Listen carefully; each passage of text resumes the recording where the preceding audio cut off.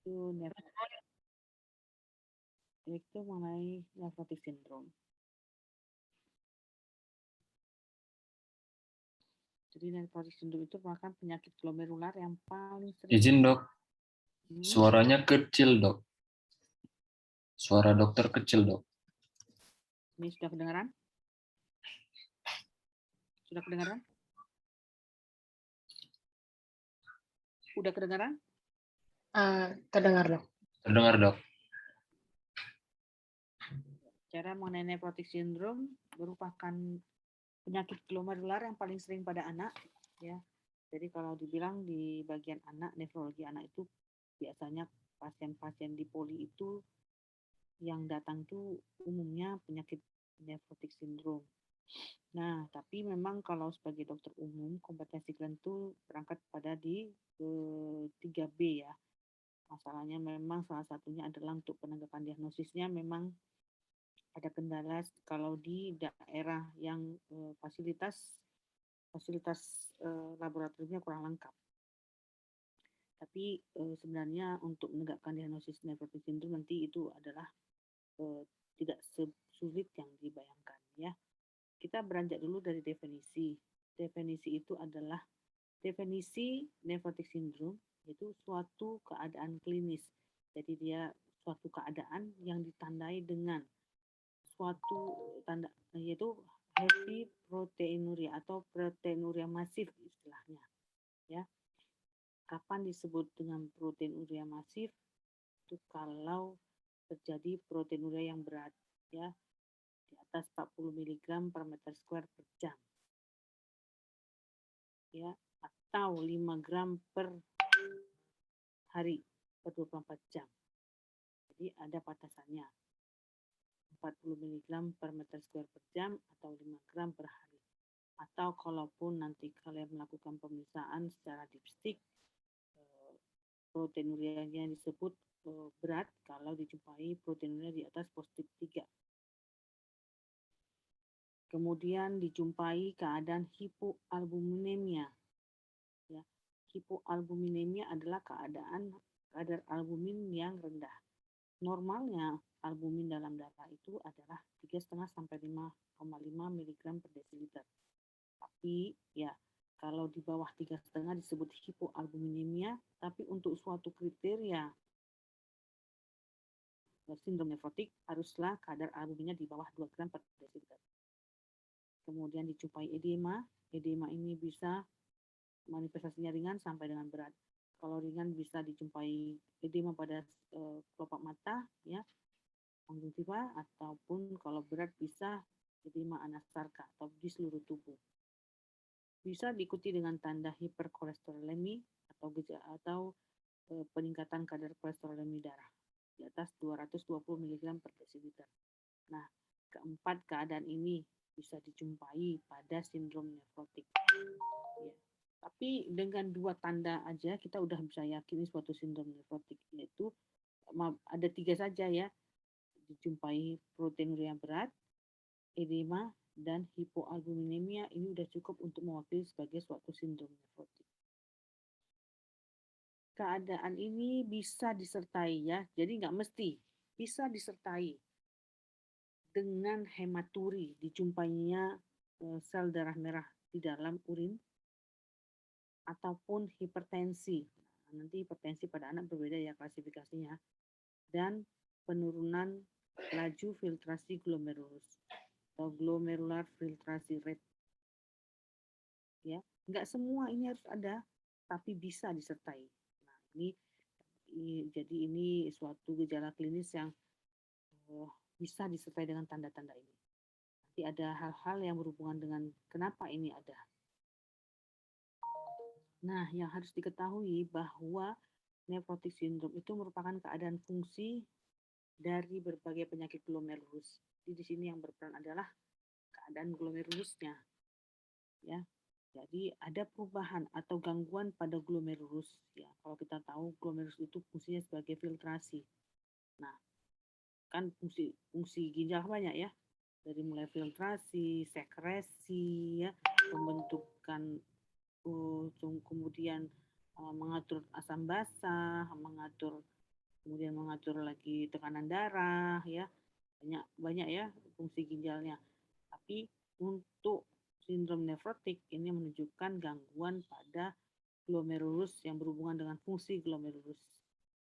Apa yang terjadi? Bahwa terjadi peningkatan permeabilitas daripada glomerulus. Perubahan glomerulus sehingga terjadi perubahan terhadap permeabilitasnya, terhadap filtrasi terhadap protein. Jadi kalau kita bayangkan bahwa harusnya pada glomerulus albumin ini tidak akan melewati dinding glomerulus, tapi karena ada perubahan atau ada hal yang merubah struktur dari glomerulus dalam tanda ya, struktur dari glomerulus ini akan terjadi perubahan sehingga proteinnya atau albuminnya akan lolos melalui glomerulus. Nah, kalau kita bagi berdasarkan manifestasi munculnya, itu ada yang disebut dengan primer nephrotic syndrome, ya, ada yang sekunder, ada yang kongenital. Nah, kita beranjak dari primer. Primer sindrom nefrotik merupakan penyakit memang yang disebabkan oleh keadaan gangguan umumnya di glomerulus. Jadi memang kerusakan itu terjadi memang di glomerulus. Nah, kalau sekunder, terjadinya sindrom nefrotik itu oleh karena memang ada manifestasi dari penyakit sistemik lainnya. Jadi ada penyakit sistemik yang juga membuat atau merubah struktur daripada glomerulus. Misalnya diabetes mellitus bisa menimbulkan sindrom nefrotik, bisa menimbulkan gangguan ya berupa nefrotik sindrom atau lolosnya protein dari urin. Atau juga lupus yang paling sering. Lupus nephritis ini bisa mengganggu, ya bisa merubah struktur daripada glomerulus sehingga terjadi sindrom nefrotik. Jadi penyakitnya adalah lupus, tapi dia bisa merubah struktur dinding daripada glomerulus sehingga terjadi sindrom nefrotik. Kalau yang satu lagi kongenital. Nah, kongenital ini memang adalah kelainan bawaan ya. Jadinya perubahan daripada struktur gen tertentu yang menyebabkan pembentukan ataupun glomerulus yang terbentuk atau yang terjadi itu mengalami perubahan struktur. Jadi kalau kongenital sudah kita pastikan bahwa sejak bayi lahir pun sudah muncul manifestasinya. Manifestasi klinis dari sindrom nefrotiknya. Nah ini tadi kita bicara banyak mengenai sekunder sindrom nefrotik. Yang paling sering nanti kalian akan kalau kalian di Bangsal akan melihat bahwa penyebab paling sering sekunder ya. Kita bilang masalah sekunder. Kalau dia sekunder biasanya ada lupus erythematosus. Penyebab lain bisa berupa purpura anafilaktoik atau Enoxon dan purpura, ini juga penyakit autoimun ya. Kemudian penyakit darah sickle cell disease, infeksi misalnya sipilis, malaria. Nah, malaria ini paling sering juga berhubungan dengan sindrom nefrotik ya. Gigitan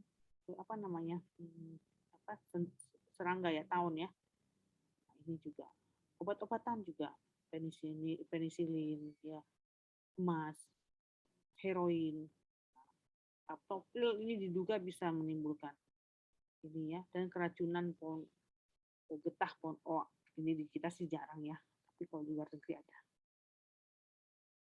Sedangkan yang primer, nah kalau yang primer kita ceritakan bahwa nephrotic syndrome memang ada perubahan struktur pada glomerulusnya. Ini bisa muncul begitu saja tanpa penyebab. Jadi tiba-tiba ada perubahan. Tapi kalau kita lihat secara histopatologi, ya, yang primer ini pun ternyata perubahan struktur glomerulusnya macam-macam, ya. Paling sering itu malah minimal change. Kalau kita lihat minimal change ini secara histopatologi, hampir kita lihat tidak ada perubahan pada struktur glomerulusnya. Ya, nggak terlalu nampak dengan mikroskop biasa, mikroskop cahaya biasa. Ya, itu hampir 80% itu adalah minimal change. Jadi kalau kita lihat kok gambaran glomerusnya nggak terganggu, tapi kok sindrom nefrotiknya muncul ya, itu yang paling sering. Kemudian gambaran yang lain adalah membranoproliferatif ya, ini adanya perubahan pada membran dan pada membran glomerulus. Kemudian focal segmental glomerulus, nah ini juga sering pada remaja. Kemudian proliferatif glomerulus nephritis, diffuse mesangial, focal global, membranous glomerulonephritis, dan kronik. Tetap berapa yang unclassified, tapi yang paling sering ada minimal change. Ya, jadi kalau dilihat di mikroskop cahaya biasa sering nggak kelihatan tuh. Ya, jadi kalau kita lihat pada sindrom nefrotik ya, hampir 80% itu adalah minimal change. Nah, setelah diobati dengan steroid, 80%-nya jadi membranoproliferatif glomerulus. Ini artinya gini, bisa jadi nanti akan muncul membranoproliferatif glomerulonephritis. Tapi yang ini biasanya membutuhkan dosis yang lebih tinggi dan lebih toksik dari yang lainnya. Ini saya mau jelaskan mengenai slide yang ini bahwa perlu dipahami dari semuanya itu, dari semua sindrom nefrotik pada anak yang primer 80% itu minimal change dan biasanya sangat respon dengan pengobatan steroid. Ya, itu yang perlu dipahami. Ini tadi pada sindrom nefrotik yang idiopatik atau yang primer, ya kita cerita yang primer, lesinya tadi minimal change, ada yang proliferative lesion, ada yang sclerosis, ya. Yang proliferatif itu bisa pure proliferasi, ada yang membranous proliferasi. Kalau yang sklerosis bisa yang focal segmental sklerosis, ada yang membranous sklerosis. Ini adalah bentuk lesinya berdasarkan lesi. Ya. Itu lesi itu bisa dilihat dengan melalui biopsi ginjal. Nah, teknik biopsi ginjal biasanya kita menggunakan jarum biopsi yang di-guiding dengan USG, kemudian kita kita tusukkan melalui di daerah ginjal melalui USG, kemudian kita ambil sedikit jaringan ginjalnya dan dilihat. Nah, pemeriksaan biopsi ginjal itu melalui mikroskop cahaya. Kemudian untuk yang lebih detailnya bisa dilihat dengan mikroskop elektron. Dan untuk menilai adanya penyakit-penyakit yang berhubungan dengan autoimun biasa dipakai immunofluorescence mikroskop. Sayangnya di tempat kita ini belum tersedia 2 dan 3. Jadi agak kesulitan kita untuk mendiagnosisnya. Ya, pembesaran mikroskop cahaya itu sangat terbatas. Jadi nggak bisa kita melihat secara detail bagaimana lapisan glomerulus itu terjadi adanya perubahan pada lapisan glomerulus. Nah, bagaimana sih secara patogenesis? Jadi lesi di glomerulus itu menyebabkan perubahan permeabilitas daripada glomerulus. Akibatnya protein dengan molekul kecil akan keluar dari urin. Ya, jadi salah satu protein dengan molekul yang relatif kecil akan keluar. Harusnya protein ini nggak bisa keluar. Salah satunya ada albumin. Nah, akan terjadi heavy proteinuria atau albuminuria berat. Akibatnya, kadar albumin dalam darah akan turun atau disebut dengan hipoalbuminemia. Nah, ini akan berefek menyebabkan turunnya tekanan onkotik di plasma. Nah, penurunan tekanan onkotik di plasma akan menyebabkan cairan atau plasma akan berpindah dari intravaskular menuju interstisial. Bisa terbayang bahwa cairan darah itu tadinya bersifat lebih tekanan onkotiknya lebih rendah sehingga plasmanya akan berpindah dari intravaskular menuju interstisial. Akibatnya apa? Terjadi penumpukan cairan di interstisial. Nah, ini yang menyebabkan manifestasi klinis berupa edema. Selain albumin, beberapa molekul kecil juga, protein molekul kecil juga akan keluar, yaitu immunoglobulin A dan transferin. Nah, ini akan berimbas nanti pada beberapa hal. Ya. Akibatnya juga molekul besar akan tetap tertumpuk dalam serum. Artinya apa? Karena yang protein molekul kecil yang keluar, protein molekul besarnya kesannya jadi meningkat. Misalnya lipoprotein. Nah, ini pun menyebabkan terjadinya peningkatan kadar kolesterol. Ya, kenapa dia nggak bisa keluar? Akibatnya relatif jadi peningkatan. Nah, lipoprotein ini perlu untuk pengangkutan lipid. Nah, akibatnya terjadilah hiperlipidemia yang ditandai dengan hiperkolesterolemia. Ini kenapa terjadi hiperkolesterolemia. Kemudian juga karena aktivitas dari plasma lipoprotein, lipase juga menurun pada sindrom nefrotik.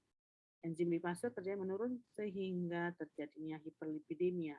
Makanya ada nomor 4 tadi ya, harusnya kan dari hipoproteinuria, hipoalbuminemia, edema. Tapi oleh karena kompensasinya ini akan timbullah manifestasi hiperlipidemia atau hiperkolesterolemia. Nah, ini tadi cerita. Kenapa sih bisa timbul edem pada sindrom nefrotik? Satu, oleh karena menurunnya tekanan onkotik pada plasma. Ya, kolloid osmotic pressure-nya menurun karena albuminnya menurun. Kemudian terjadi penurunan ekskresi natrium melalui urin. Oleh karena tubular reabsorpsi. Oleh karena itu menimbulkan reabsorpsi tubulus. Akibatnya akan mengeluarkan aldosteron dalam urin. Oleh karena peningkatan renin. Nah, akibatnya apa? Pindah cairan dari vaskular ke ekstravaskular. Hal ini menimbulkan, ya jadi gini, begitu tekanan onkotik menurun, nah cairan kan berpindah nih, ya berpindah. Akibatnya cairan di dalam vaskular juga menurun. Nah, ini memberikan sinyal bahwa terjadi kekurangan cairan. Nah, ini tadi ginjal kan punya manifestasi pertahanan sendiri. Begitu dia tahu ada kekurangan cairan, dia akan meretensi natrium dan juga meretensi cairan dengan mengeluarkan aldosteron. Ya. Ini akan terjadi terus. Dia akan melakukan retensi. Begitu ada cairan, dia retensi terus. Jadi setiap terjadi retensi cairan, ya, jadi akan terjadi peningkatan retensi natrium. Nah, akibatnya apa? Tetap aja ya cairan berpindah, ditahan lagi, cairan berpindah, ditahan terus. Nah, UDM-nya akan bertambah pelan-pelan, terusan bertambah. Ya. Dalam vaskular berkurang karena terjadi perpindahan cairan. Nah, tapi ginjal juga menahan cairan lagi. Makin lama makin berat edemnya. Bisa terbayang ya, lama-lama dari mulai minimal sampai dengan manifestasinya dari minimal sampai dengan berat ya. Nah, ini juga yang terjadi. Bagaimana tadi serum albumin, protein serum itu ada albumin, globulin alfa, beta, beta 2 dan beta 1. Nah, lihat, dalam keadaan normal ini albuminnya sebenarnya tinggi. Tapi dalam keadaan sindrom nefrotik albuminnya turun ya oleh karena keluar. Nah, ini juga diikuti dengan pengeluaran daripada ya, akibatnya alfa 2 ini akan tetap ini nggak bisa dikeluarin kan sebenarnya karena dia besar molekulnya, jadi dia akan relatif lebih tinggi. Kesannya jadinya albuminnya turun, tapi alfa 2 globulinnya jadi meningkat. Nah, hal lain yang terjadi adalah albumin yang keluar melalui ginjal ini menyebabkan kalsium juga akan menurun. Kalsium yang berikatan dalam albumin. Kenapa? Kalsium ini kan dalam darah dia dibawa oleh albumin. Makanya kalsium yang terikat sama albumin akan menurun. Tapi kalsium ionnya akan tetap ada dalam darah. Nah, makanya kalau kita pada pasien-pasien hipoalbuminemia jangan menghitung kalsium total. Kenapa? Ya, udah jelas dia akan keluar bersama urin, sama pada sindrom nefrotik ya dia keluar bersama albuminnya. Ya, sebaiknya kita periksa adalah nilai kalsium total. Ini kalsium yang beredar yang tidak berikatan dengan albumin. Nah, ini yang disebut dengan edema, ya. lihat sini ada tanda edema di daerah konjungtiva ya, kemudian pada kaki. Nah, ini biasanya gambaran pada anak-anak dengan sindrom nefrotik kongenital. Nah, ini sindrom nefrotik juga, ini asites ya, asitesnya cukup masif ya, di kaki juga ada edema. Dan ini adalah tanda pitting edem. Jadi kalau kalian mau lihat edem di kaki, lakukanlah pemeriksaan pitting edem. Caranya bagaimana? Tekan pada daerah tibia atau di daerah dorsum pedis selama 8 detik.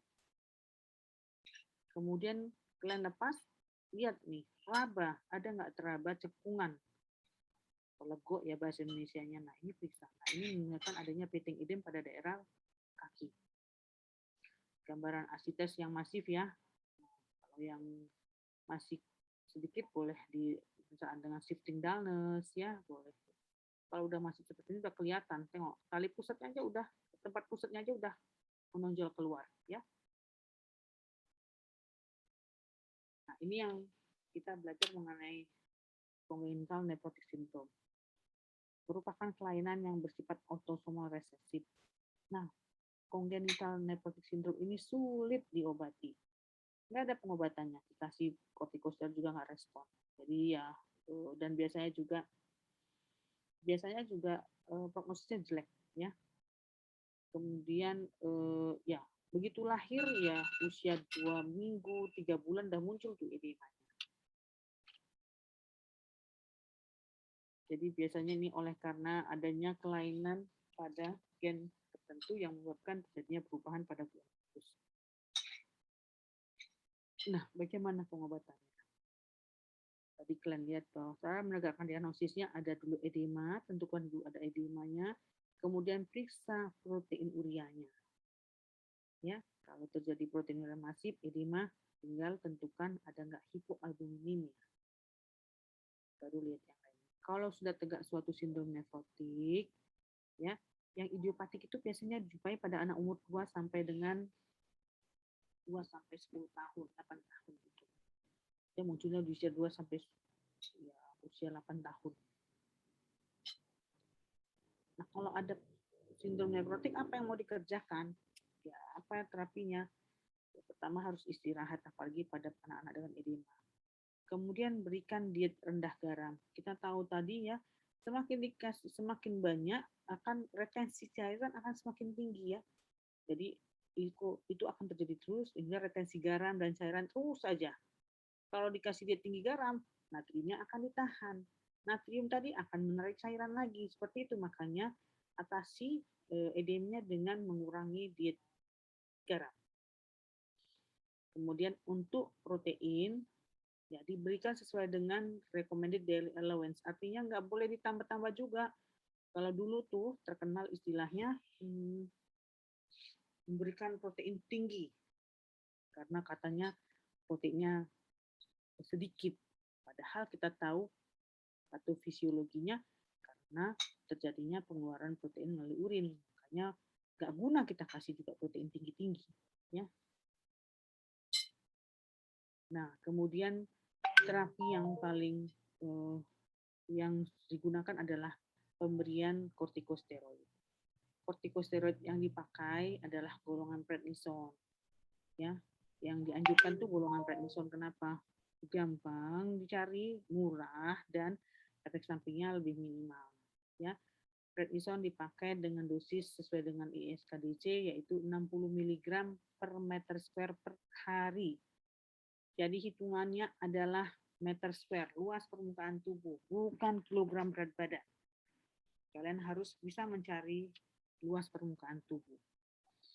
Diberikan selama 4 minggu atau 28 hari setiap hari.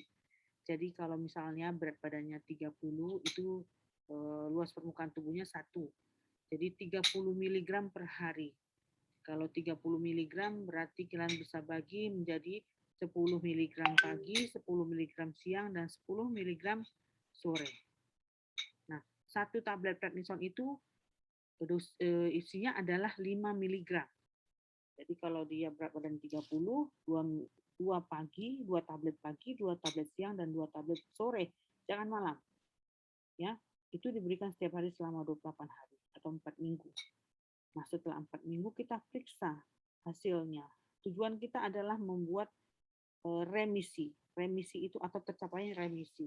Kapan disebut tercapai remisi? Kalau pemeriksaan protein uri 3 hari, bukan 3 hari, 3 kali berturut-turut itu negatif hasilnya atau trace atau protein urianya berkurang, mencapai minimal, ya. Nah, jadi 3 kali pemeriksaan berturut-turut, 3 hari berturut-turut, mau selang-selang hari berturut-turut dia negatif, itu kita sebut dengan remisi. Kalau sudah tercapai remisi, maka kita turunkan dosisnya. Berapa dosisnya? Kemudian kita berikan 40 mg per meter square per hari, dibelikan selama, kalau tadi setiap hari, 3 hari dalam seminggu. Nah, ini udah diturunkan dosisnya sebanyak 3/4 dari dosis sebelumnya, kemudian pemberiannya juga nggak tiap hari, 3 hari dalam seminggu. Ini diberikan selama 28 hari lagi, ya, atau 4 minggu juga. Nah, ini dia. Jadi di awal tadi bisa kita kasih 4 minggu dengan dosis 60 mg per meter square per hari, ya. Minggu pertama Senin, Selasa, Rabu, Kamis, Jumat, Sabtu, Minggu. Kemudian minggu 2 Senin, Selasa, Rabu, Kamis, Jumat, Sabtu, Minggu. Atau kalau di sini kita periksa negatif, ini namanya remisi, kita mulai turunkan dosis menjadi 40 mg per meter square per hari. Nah, kalau tadi di sini kita bisa bagi 3 dosis, di sini sebaiknya 1 dosis, ya, sekali pemberian. Nah, boleh alternatif. Kalau alternatif itu hari ini makan, besok enggak, hari ini makan, besok enggak, selang-selang hari. Tapi ada juga yang alternatif, ya, jadi ada juga yang 3 kali seminggu, Senin, Kamis, Senin, Selasa, Rabu, habis itu stop, ya, tergantung pilihan kita. Nah, ini tadi. Bagaimana pola pengobatannya? 4 minggu kita berikan full dose, remisi tercapai, ya. Nah, ini kita lanjutkan dengan alternatif dose 40 mg per hari. Tapi kalau selama 4 minggu dia nggak tercapai remisi, ini namanya steroid resisten atau resisten steroid. Hati-hati ya. Aduh, kalau sampai 6 minggu, 4 minggu nggak tercapai, gimana? Ini steroid resisten. Jadi ini harus diberikan obat-obatan imunosupresif yang lain. Jadi nggak cukup dengan kortikosteroid. Ya. Izin dokter, suaranya tadi terputus dok. Yang di mana? Di saya sebelumnya dok, full dari awal. Iya. Ya. Untuk pengobatan yang inisial, kita mulai 4 minggu. Ya, lihat setiap hari kita beri selama 4 minggu, kemudian kita lihat periksa. Kalau tercapai remisi, kita akan lanjutkan dengan fase alternating dose atau alternating dose selama 4 minggu juga. Ya. Tapi kalau di 4 minggu tidak tercapai remisi, artinya di sini proteinnya masih positif. Nah, ini namanya resisten steroid atau steroid resisten. Kalau udah seperti ini, kita harus menggunakan obat-obatan lain, yaitu golongan imunosupresan. Tapi steroidnya tetap alternating dose. Cuma selama masa alternating ini, kita akan berikan steroid resisten atau imunosupresan lainnya. Mungkin nanti alternating dose-nya akan lebih panjang, karena pemberian imunosupresan ini ada yang sampai 7 bulan, ya, seperti siklofosfamid, ada yang sampai 7 bulan, ada yang sampai 2 tahun, tergantung golongan apa yang kita pakai. Jadi kalau udah sampai 4 minggu nggak tercapai remisi, hati-hati, ini udah steroid resisten, jadi boleh dikirim ke dokter spesialis anak. Jangan diteruskan, kenapa? Efeknya akan menambah efek samping. Tapi di beberapa sentra di luar negeri mereka ada yang memakai batasan sampai 6 minggu. 6 minggu yang full dose-nya. 6 minggu full dose, 6 minggu alternating dose, ya. Jadi ada beberapa yang masih pakai 6 minggu, oleh karena apa? Ternyata ada yang namanya late responden. Agak lambat responnya, setelah 6 minggu baru tercapai. Ya nggak apa-apa kalau mau pakai itu. Tapi setelah itu nggak boleh lagi dengan full dose. Ya, karena terlalu menimbulkan efek samping yang berlebihan. Nah, tadi kita cerita di sini. Nah, ini tadi kalau di idealnya. Ya, berarti kalau dia seperti ini, steroid sensitif namanya. Tapi kalau di sini tadi steroid resistant. Nah, bagaimana kalau udah tercapai seperti ini, udah remisi, udah negatif, tiba-tiba muncul lagi dia tanda-tanda. Nah, itu disebut dengan relapse. Udah selesai pengobatan, tiba-tiba datang lagi dengan bengkak. Datang lagi dengan hipoalbuminemia. Datang lagi dengan proteinuria. Itu namanya relapse. Jadi untuk relapse juga harus diperiksa proteinnya positif 3 kali. Nggak bisa 1 kali aja, 3 kali berturut-turut memang dia positifnya. Di atas positif 2. Nah, ini disebut dengan relapse. Nah, kalau relapse bagaimana? Kita ulangi lagi pengobatannya. Seperti ini. Tapi untuk full dose-nya dia nggak sampai 4 minggu. Sampai kapan? Sampai tercapai remisi. Jadi kalau kalian rajin memeriksanya tiap minggu, di minggu kedua ternyata sudah negatif 3 kali berturut-turut, nah kita bisa stop, habis itu lanjutkan dengan fase alternatif dose selama 4 minggu. Nggak perlu menunggu selama 4 minggu lagi. Ya, makanya kalian ikuti aja tiap minggu, periksa aja urinnya. Kalau minggu ini negatif, minggu depan negatif. Artinya minggu ini sama minggu ini sudah 2 kali negatif. Di tengah-tengah pastinya negatif. Nggak mungkin di sini negatif, di sini negatif, ini positif kan? Nah, ini pasti sudah tercapai remisi di 2 minggu. Boleh kalian stop di sini full dose-nya, lanjutkan dengan alternatifnya 4 minggu. Ya. Nah, tadi yang kita bilang, kalau resisten steroid apa obatnya? Boleh diberikan imunosupresan siklus fosfamid ditambah dengan prednison yang dosis alternatif tadi. Ya. Kemudian prognosis gimana? Biasanya yang idiopatik minimal change. Yang idiopatik itu lebih baik prognosisnya. Ya, lebih sensitif steroid. Tapi kalau dia berlama-lama, ya susah sekali diobati, apalagi yang resisten, dia akan bisa menjadi gagal ginjal pada akhirnya. Nah, ini harus dicatat nih. Nih, saya kasihkan bagaimana cara menentukan luas permukaan tubuh. Tolong catat ya. Gimana sih untuk anak dengan berat badan? Lihat, berat badan yang dipakai ini adalah berat badan pasien idealnya ya, bukan berat badan. Nanti kan jangan terkecoh. Wah, anaknya dengan edema berat badannya 10. Ternyata setelah diukur berdasarkan tinggi badan, berat badan idealnya cuma 7. Jadi pakailah berat badan ideal. Jadi berat badan yang ideal untuk tinggi badannya. Nanti kita kan ada, kalian kan ada belajar ya nanti bagaimana menghitung berat badan ideal. Ya. Jadi jangan pakai berat badan saat dia bengkak.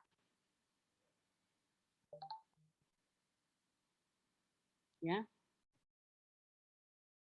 Nah, ini tadi idiopatik nephrotic syndrome itu ada yang sensitif steroid ya. Kalau tadi diobati dengan steroid 4 minggu dia respon, ada yang resisten steroid.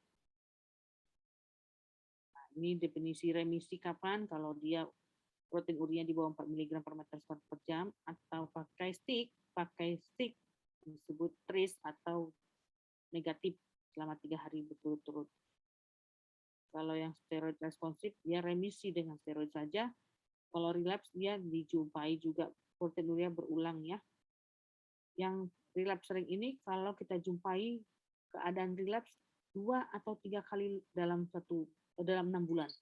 Atau dalam setahun bisa sampai 4 kali relapse. Jadi gini ya, setelah diobati remisi, muncul lagi, nah bisa relapse itu. Nah kalau relapse-nya keseringan dalam waktu 6 bulan itu bisa 2 kali, itu namanya udah relapse sering. Ya, setahun 4 kali relapse itu relapse sering. Hati-hati, itu jelek prognosisnya. Kalau dependen steroid, nah ini cerita berat lagi. Dependen steroid adalah gimana? Pasiennya ini sensitif dengan steroid, tapi begitu dosis turun, ya begitu dia masuk fase alternatif dose, bisa dia muncul lagi, positif lagi. Padahal masih dalam pengobatan. Atau setelah selesai pengobatan, 2 minggu setelah selesai pengobatan, bisa muncul lagi. Jaraknya itu 2 minggu. Setelah selesai kita kasih full dose, kemudian kita turunkan jadi alternatif dose, selesai pengobatan, 2 minggu kemudian muncul lagi. Hati-hati ya. Kejadian tersebut kalau terjadi 2 kali, ini adalah dependen steroid. Sangat berat sekali mengobati yang dependen steroid. Nah, ini yang tadi steroid resisten ya. Kalau kita udah memberikan steroid selama lebih kurang 4 minggu, tapi nggak ada respon sama sekali. Nah, ini artinya steroid resisten. Oke, sampai situ ada pertanyaan? Ini kok muncul lagi ya? Sampai situ ada pertanyaan?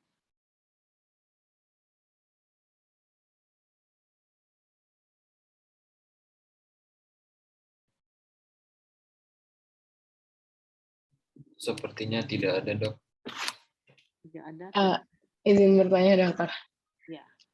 Untuk kasus resistensi steroid ini sendiri, dok, kira-kira kenapa ya, dok? Dan kalau misalnya pemberian yang tadi 3 kali per minggu kan, dokter mengatakan bisa 3 hari berturut-turut diberikan, lalu di stop, lalu ntar 3 hari lagi. Apakah itu tidak memungkinkan terjadinya resisten, dok? Terima kasih, dok. Ya, istilah resisten steroid kan kita berikan responnya terhadap pengobatan full dose, bukan pengobatan alternatif. Jadi kan full dose diberikan selama 4 minggu berturut-turut, kemudian kita lihat responnya. Tercapainkah remisi? Atau kita cek 3 kali berturut-turut, negatif nggak? Kalau negatif, artinya terjadi remisi. Ya, kemudian kita teruskan dengan alternatif dose. Alternatif dose itu sendiri adalah proses kita menurunkan tapering of kortikosteroid. Jadi kan kita sudah memberikan kortikosteroid dosis tinggi dan cukup lama. Hati-hati sekali di sini. Kenapa? Begitu kita tekan ini ya kortisol, nah begitu kita lepas, kita berhentikan tanpa tapering off, ini yang akan muncul rebound phenomenon. Makanya setelah pengobatan secara full dose 4 minggu berturut-turut, begitu remisi, ini akan kita turunkan secara alternatif dose. Nah, teknik alternatif dose yang 3 hari berturut-turut ataupun selang hari ini memang sudah dipakai ya, sudah lama diuji cobakan. Ya sebenarnya teknik ini adalah teknik untuk menurunkan dosis itu secara pelan-pelan selama 4 minggu. Jadi sebenarnya nggak ada pengaruh dengan penurunan dosis itu sendiri. Kalau dia memang mau resisten, ya dari awal kita kasih full dose dia sudah negatif, tidak ada respon. Jadi bukan karena teknik kita menurunkan atau alternatif dose. Nah, jadi ada yang 3 hari, ada yang full dose, ada alternatif dose ada yang 3 hari berturut-turut, ada yang selang hari. Nah, ini sebenarnya untuk melihat compliance ya. Jadi sebenarnya gini, kalau kita beri Senin, Selasa, Rabu, habis itu stop, sering lupa pasiennya. Sering lupa pasiennya dibandingkan dengan kita berikan, misalnya kita tentukan harinya Senin, Rabu, Jumat. Nah, pasien tuh udah tahu nih, dia harus hari minum obatnya Senin, Rabu, Jumat, tok gitu. Tapi kalau kita bilang Senin, Selasa, Rabu, habis itu nanti berhenti lama, ini pasiennya sering lupa. Jadi lebih baik kita berikan dengan beberapa penelitian menyebutkan bahwa compliance lebih bagus dengan alternatif seperti itu. Itu aja. Baik, terima kasih, dokter. Ada satu pertanyaan lagi, apakah boleh, dok? Apa itu? Mengapa pada kasus congenital ANS ini tidak diberikan diuretik, dok? Apakah karena memperberat kerja ginjalnya atau bagaimana? Oh enggak, sebenarnya diuretik tetap diberikan. Kalau pasiennya bengkak tetap kasih dengan seperti itu ya. Retensi kita restriksi cairan, kurangi garam, kasih albumin, ya itu nggak diceritakan di sini. Masalahnya bukan itu. Sebenarnya prinsip penanganan edem itu sama, ya. Beli kasih diuretik, tapi sebelum kasih diuretik kita kontrol dulu pemberian natriumnya ya supaya tidak terjadi retensi cairan ya, kurangin garam, kurangin cairan, kemudian kita tarik lagi cairannya dengan diuretik. Kadang-kadang malah kita perlu memberikan dalam keadaan hipoalbuminemia berat di bawah 1,5, kita perlu memberikan sekali pemberian albumin untuk menarik cairan ke dalam intravaskular sehingga mudah untuk bisa dikeluarkan melalui ginjal. Ya. Baik, terima kasih, dokter. Oke, saya berangkat ke ini, kita udah telat sebenarnya, kita harus ada, saya akan mau share screen juga. Soalnya kita ini ada 2 mata kuliah loh. Tunggu ya. Bentar.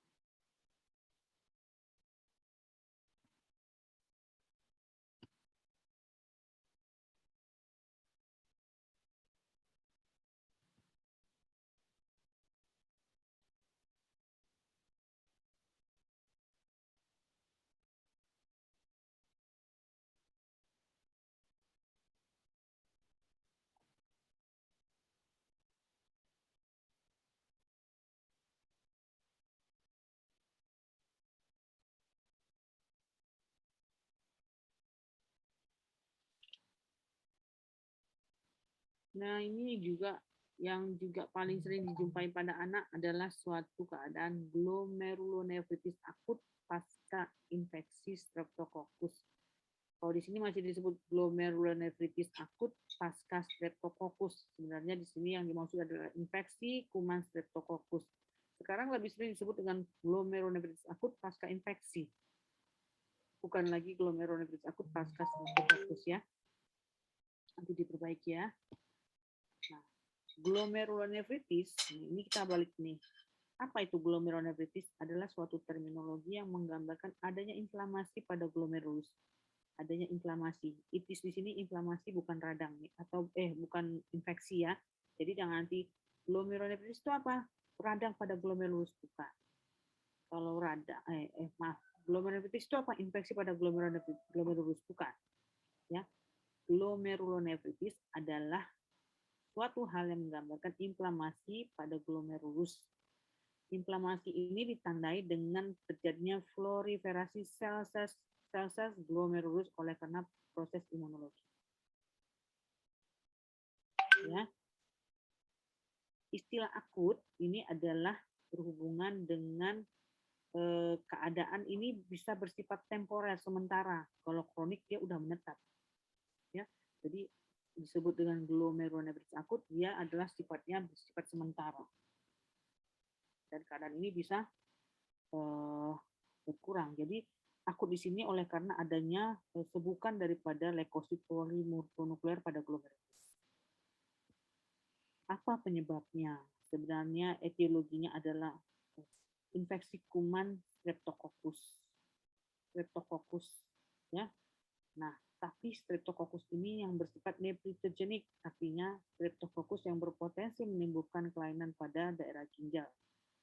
Biasanya itu Streptococcus grup A, ya, beta hemolyticus, yang sering menyerang di saluran napas dengan protein M1, 2, 4, 12, 18, 25.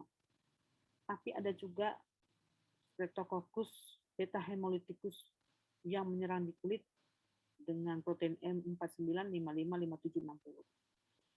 Ada juga sih Streptococcus grup C, yaitu Streptococcus dan Streptococcus duo epidermicus. Jadi, infeksi Streptococcusnya ini adalah di saluran napas atas, bisa di paring, di tonsil, di liang telinga tengah, atau di kulit. Infeksinya di situ.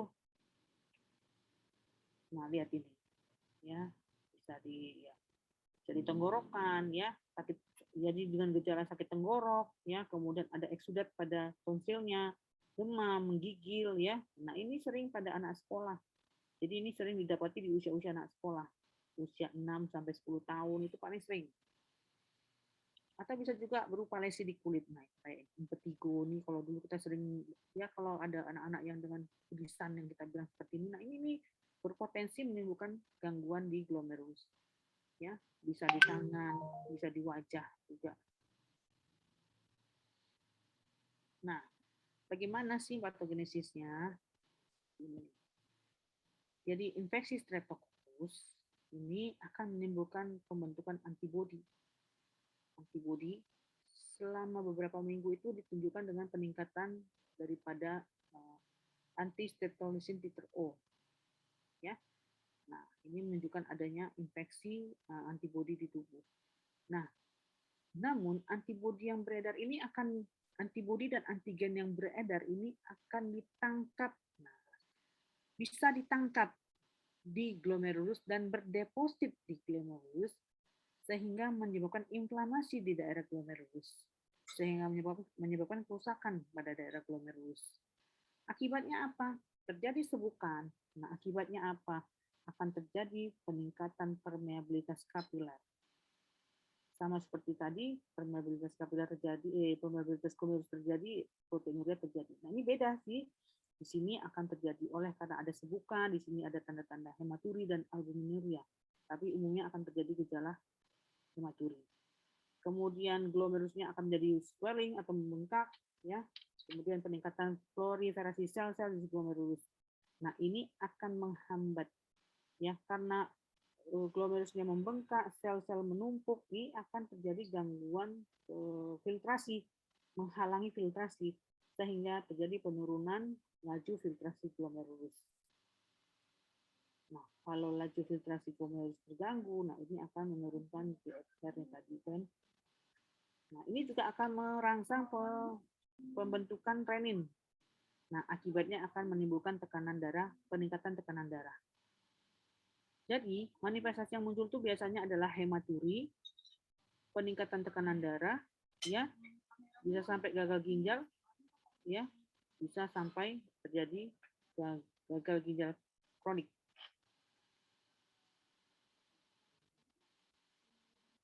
Manifestasinya bisa berupa akut, subakut, ya. Subakut itu biasanya hari ini terjadi 6 bulan lagi bisa muncul ataupun kronik.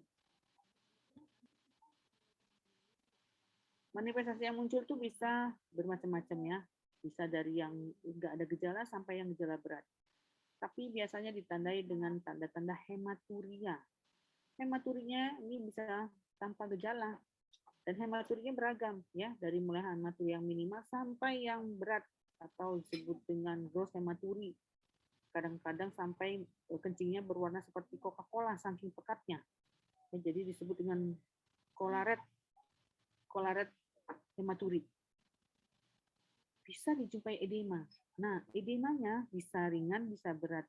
Tapi edema di sini tidak seberat dengan edema pada sindrom nekrotik. Nah, ini yang paling sering. Bisa terjadi oliguri dan anuria karena penurunan laju filtrasi glomerulus, terjadi gagal ginjal akut, hipertensi. Nah, hipertensi bisa ringan sampai dengan hipertensi berat. Seringnya tuh pasien datang dengan hipertensi berat ya. Jadi bisa terjadi hipertensi ensefalopatik yang ditandai dengan sakit kepala, mual, muntah, ya kejang bahkan.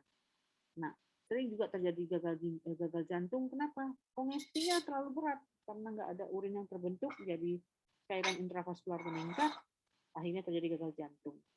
Bisa terjadi anemia, tapi relatif. Anemianya nggak sampai berat ya. Anemia terjadi oleh karena apa? Oleh karena hemodilusi, cairannya nggak banyak keluar. Ya. Nah, ini tadi.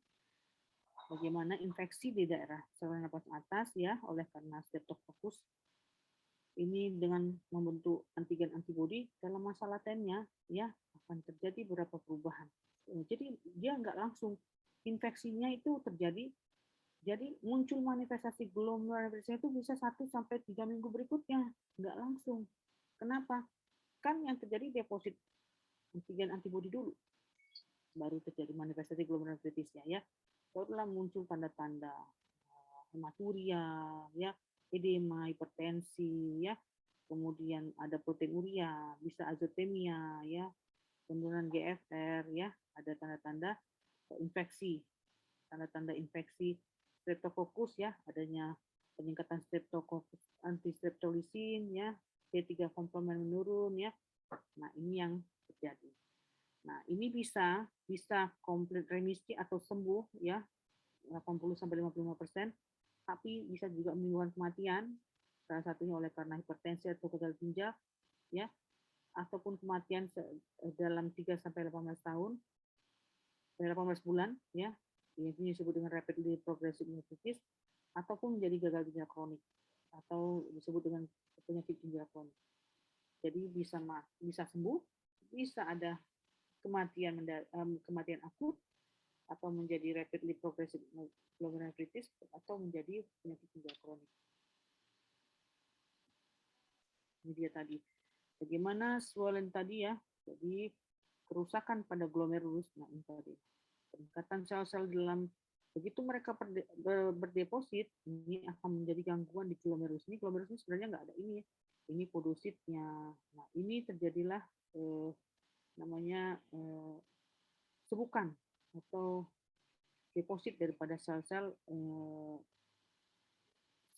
inflamasi di glomerulus, di podosit. Nah, akan menimbulkan manifestasi pengeluaran hematuri, ya, penurunan GFR, ya, jadi kerusakan pada glomerulus, ya. Nah, akibatnya timbul manifestasi tersebut. Nah, edema yang terjadi bisa oleh karena nefritik edema ataupun nefrotik edema. Kalau nephritic edema itu oleh karena retensi cairan dan retensi natrium oleh ginjal. Nah, kalau nephritic edema itu biasanya menimbulkan volume sirkulasi akan meningkat. Oleh kenapa? Retensi, jadi volume sirkulasi meningkat. Akibatnya tekanan hidrolik akan meningkat. Nah, ini akan menimbulkan manifestasi edema. Kalau pada nefrotik, dia terjadi penurunan tekanan osmotik. Oleh karena tadi kan albumin menurun. Nah, ini akan memindahkan cairan dari intravaskular ke interstisial. Nah, akibatnya volume akan mengecil juga. Nah, akibatnya terjadi retensi cairan lagi. Jadi ada dua, bagaimana terjadinya edema pada penyakit ginjal, bisa oleh karena nephritic edema, bisa nephrotic edema. Nah, bagaimana terjadinya manifestasi? Biasanya ada tiba-tiba hematuri, edema, hipertensi, atau gagal ginjal akut, ya. Kemudian ditandai tanda-tanda glomerulonefritis. Apa itu tanda-tanda glomerulonefritis? Adanya tanda-tanda hematuri, kemudian proteinuria, ada kas, ya, bentuk seperti tabung, kas eritrofit, ya, itu tanda-tanda glomerulonefritis, ya. Kemudian adanya tanda-tanda ada infeksi streptococcus. Apa itu?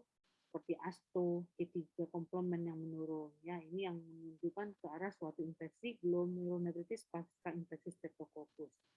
Namun keadaan ini bisa didiagnosis diferensial dengan IgA nephropathy, karena IgA nephropathy ini kelainan pada ginjal yang bisa dengan manifestasi hematuri ataupun penyakit-penyakit lain yang berhubungan dengan penyakit sistemik, bisa lupus juga ditandai. Tapi yang membedakannya adalah pasca infeksi streptococcusnya. Bagaimana tata laksananya? Nah, pada pasien dengan GNAPS, ya biasanya kita anjurkan untuk istirahat total, kemudian pemberian cairan yang kita restriksi dan garam yang restriksi, oleh karena tadi kita tahu terjadi deposit atau retensi cairan dan natrium. Kemudian tidak ada pengobatan spesifik, ya, cuma kalau ternyata kita jumpai hipertensi, atasi dengan pemberian obat-obat hipertensi, tapi di sini pilihan obat hipertensi adalah obat-obatan untuk mengurangi volume. Jadi kasih diuretik, ya. Kemudian hati-hati kalau ada hiperkalemi kita atasi. Kemudian kalau ada asidosis metabolik kita atasi asidosis metaboliknya, ya. Kita atasi adalah gejala klinisnya. Ya, biasanya ini akan sembuh dalam 1-2 minggu, ya. Kemudian, nah, kapan ini dirujuk? Kalau misalnya gejalanya nggak khas, hematuri tapi nggak ada tanda-tanda yang lain, nggak ada riwayat infeksi. Jadi tanya pun ada nggak infeksi 2 minggu yang lalu? Oh, nggak ada. Ada nggak bekas infeksi di kulit? Oh, nggak ada. Nah, hati-hati. Ya, kita bisa juga astunya tidak khas, ya. Nah, ini bisa dirujuk karena menunjukkan keadaan yang lain, jangan-jangan. Kemudian kalau hematurinya berlangsung lebih dari 3 bulan, atau untuk yang makrosofis, ya, atau hematuri mikroskopis berlangsung lebih daripada 12 bulan, atau proteinuria masih terjadi dalam 6 bulan, ya, atau komplement C3-nya masih rendah terus dalam lebih 3 bulan, ya, atau ada penurunan kadar-kadar yang lain, misalnya C3, ANCA, ANA, ini menunjukkan bahwa adanya penyakit sistemik lainnya. Jadi ini bukan suatu tanda-tanda oleh karena infeksi streptococcus saja. Jadi mungkin ada penyakit sistemik lain yang menyebabkan suatu glomerulonefritisnya. Itu saja. Ada yang mau ditanya?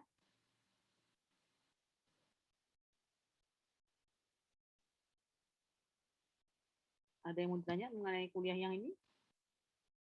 Mengenai glomerulonefritis pasca infeksi streptococcus. Hati-hati ya, nanti kalau kalian ujian itu banyak itu ditanya mengenai glomerulonefritis pasca infeksi streptococcus.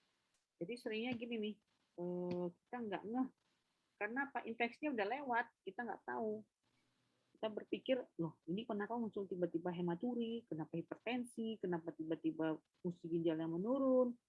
Nah, untuk menilai fungsi ginjal, kalian harus mengukur laju filtrasi glomerulus dengan melihat GFR. Nanti bisa dilihat, ya, rumus Schwartz. Biasanya kita pakai rumus Schwartz untuk menilai laju filtrasi glomerulus.